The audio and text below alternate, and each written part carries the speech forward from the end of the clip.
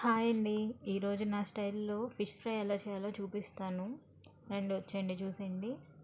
First అయితే ముక్కల్ని శుభ్రంగా కడిగి పక్కన పెట్టుకున్నాను. తర్వాత వాటికి పట్టించాల్సిన మసాలాని రెడీ చేస్తున్నాను. ఫస్ట్ అయితే కారం వేసానండి. నేను ఆ కారం వచ్చేసి పట్టించిన కారము, ఇంట్లో పట్టించుకున్నాము ఆ కారము. తర్వాత ఉప్పు, పసుపు, కొంచెం గరం మసాలా అండ్ జీలకర్ర పొడి వేసాను.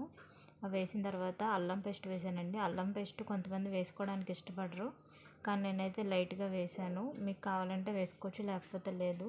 అండ్ ఫైనల్గా నిమ్మకాయ రసం అయితే పిండానండి. హాఫ్ బద్ద అయితే సరిపోతుంది. అంటే మనం తీసుకున్న ముక్కలను బట్టి మనం నిమ్మకాయ పిండుకోవచ్చండి. అది కొంచెం పలుచగా రావాలి. కొంచెం వాటర్ కూడా వేసుకొని కొంచెం జారుగా చేసుకోవచ్చు. ఆ కలిపిన మిశ్రమాన్ని వచ్చేసి ఒక్కొక్క ముక్కకి బాగా పట్టించాలండి. బాగా రాయాలి. మసాలా బాగా పడితే, ఉప్పు కారం మసాలా పడితే ముక్క అయితే టేస్ట్ బాగుంటుంది.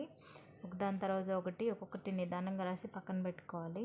అలా రాసిన తర్వాత వాటిని ఒక హాఫ్ అన్ అవర్ వరకు పక్కకు పెట్టేసుకుంటే మసాలా అనేది పట్టి టేస్ట్ అయితే బాగా వస్తుంది.